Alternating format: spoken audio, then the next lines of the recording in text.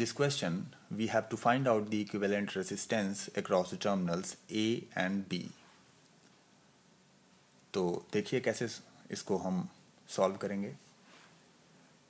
देखिए ये पॉइंट है B, अगर ये पॉइंट है B तो ये वाला पॉइंट भी B होगा, क्योंकि इन दोनों पॉइंट्स के बीच में कोई भी इलेक्ट्रिकल एलिमेंट प्रेजेंट नहीं है, न कोई रेजिस्टर है, न इंडक्टर है, न कैपेसिटर है, न बैटरी है, न करंट सोर्स है। इसलिए इन दोनों पॉइंट्स का पोटेंशियल सेम होगा और इलेक्ट्रिकल इंजीनियरिंग में same potential equals to same point, इसलिए इन दोनों पॉइंट्स का नाम भी एक ही होगा।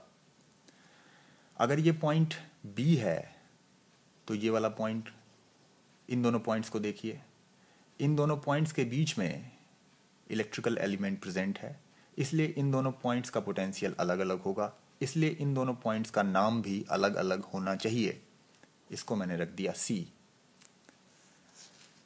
इस पॉइंट को और इसको, इन दोनों पॉइंट्स को अगर आप देखें तो इन दोनों पॉइंट्स के बीच में कोई भी इलेक्ट्रिकल एलिमेंट प्रेजेंट नहीं है, इसलिए इन दोनों पॉइंट्स का पोटेंशियल सेम होगा और इसीलिए इन दोनों पॉइंट्स का नाम भी सेम होगा। C रख दीजिए। अगर ये पॉइंट है C तो इस पॉइंट को देखिए, ये वाला पॉइंट क्या है ये, अगर ये पॉइंट है A तो ये वाला पॉइंट भी A होगा।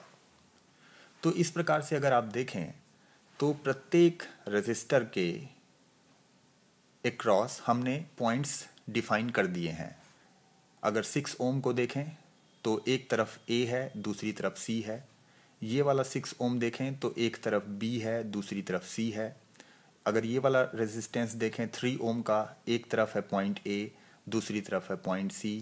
अगर इस वाले 6 ओम रेजिस्टर को देखें तो एक तरफ है पॉइंट B, दूसरी तरफ है पॉइंट C। तो इस प्रकार से प्रत्येक रेजिस्टर के दोनों तरफ हमने पॉइंट डिफाइन कर दिए। अब हम इस नेटवर्क को ड्रॉ करेंगे, दोबारा ड्रॉ करेंगे और स्टेप बाय स्टेप मैनर में प्रोसीड करेंगे। पॉइंट A और B के क्रॉस हमें इक्विवेलेंट रेजिस्टेंस को फाइंड आउट करना है और जो भी नए पॉइंट्स हमने इंट्रोड्यूस किए हैं नेटवर्क में उसको हम बीच में रखेंगे। ये रख दिया हमने बीच में। देखिए B और C के बीच में 6 ओम का रेजिस्टेंस है, ये हो गया 6 ओम।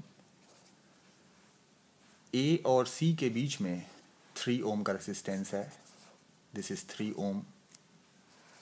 B और C के बीच में ये जो 6 ओम का रेजिस्टेंस है, 6 ओम। C और A के बीच में 6 ओम का रेजिस्टेंस है, तो C और A के बीच में हम 6 ओम का रेजिस्टेंस यहाँ पे रख देंगे। देखिए 6 और 6 ओम आपस में पैरेलल में है, इनका इक्विवेलेंट हो जाएगा 3 ओम।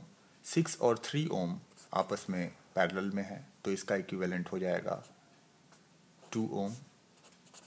Reduce the circuit step by step manner में आप अप्रोच करेंगे।